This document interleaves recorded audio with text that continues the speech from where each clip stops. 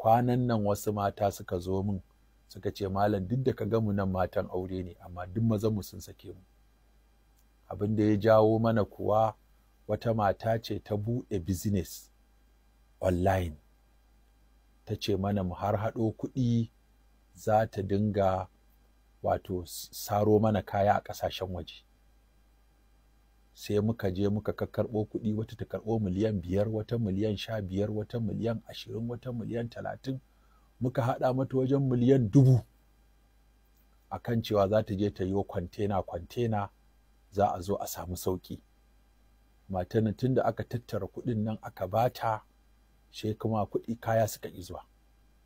Su kuma gashi kullum ana zuwa musu da 'yan sanda da jami'an tsaro ƙofar gida. Sai kuna zaune da matarka kuna hira ko tana girki sai ka ji an ce ana sallama, da ka fito zai ga mutum da ɗamara da kulki a hannu da mai kuɗi an ce a fito da matarka. To wani ya ga gaskiya ana tozarta shi da dare da rana. Wasu ma matan sun gudu gabaki ɗaya sun bar gidan mijin, wasu kuma mazan sun sake su. Suka ce mutu duk da ka gan mu nan auren mu ya mutu, kuma ba komai bane ya ja mana shiga wannan business da muka yi online, muka tattara waccan mata kuɗi. Nace to ina matar? Suka ce matar ba a same ta ba, daga baya aka same ta sai aka kai ta kotu. Duk kotun da aka je shikenan sai ta je ta yi winning. Duk kotun da ta je suka ce wani alƙalin ma fatattaka su yace da Allah ka su ƙara zuwa masa da wannan magana, ya fatattake su. Sun jarsa inda za su yi a kama matan nan, saboda kuɗi na hannunta, duk inda aka je gaban jami'ai tana da hanyar da za ta fita. Nace musu to kun ga abin da ya je kotu ma aka kasa yi, ya je gaban jami'an tsaro manya aka kasa yi, mu 'yan hizba me za mu iya akai? Nace kawai shawara zan ba ku guda biyu.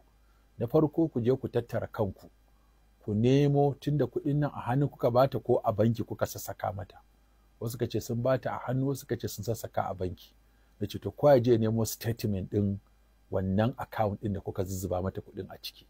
Ku tattaro gabaki ɗaya, ku rubuta takarda zuwa ga mai girma gwamna ta ƙarƙashin ofishina. Ni kuma zan je in kai masa in roƙe shi, wataƙila in gwamna ne da kansa ya shiga kes ɗin ya ce yana son lalle ya miƙa jami'an tsaro, yana son lalle a binciko matan nan a nemo haƙoƙin nan, ina ga wataƙila ba za a yi wasa da kes ɗin ba. Amma in daga ƙasa zai yi sama zai ta haɗuwa da cikas, kuma za a yi ta buge shi a hanya. Musamman kuma yanzu da harkar cin hanci da rashawa ta yawa a cikin harkar hukunci, da harkar alƙalanci, da harkar 'yan sandanci, da kuma harkar lauyanci. Saboda haka ko ba za ka zo ka kama mai laifi da hannunka, in dai ka kama shi ma dai ba wani abu da za ka iya face ka miƙa shi a hannun jami'an tsaro, kuma ga kuɗi a hannunsa maƙudai. Wanda yake da maƙudan kuɗi wa zai ɗaure shi? In ma an ɗaure shi kuɗinsa zai kwance shi.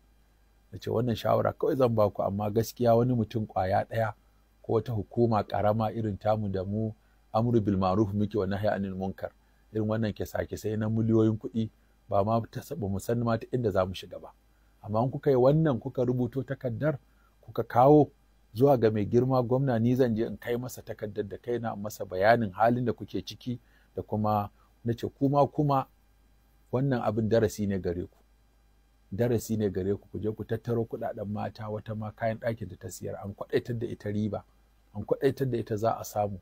Kun je kun tattara kuɗaɗen mutane, ko yanzu kun tattara mutum ɗaya, ko kuma gashi duk an san ku, an san gidajenku, an san familin ku, kuma gashi matan nan ta ƙi kamuwa, ta ƙi ɗauruwa, kuma kuɗin ku ya ƙi fitowa.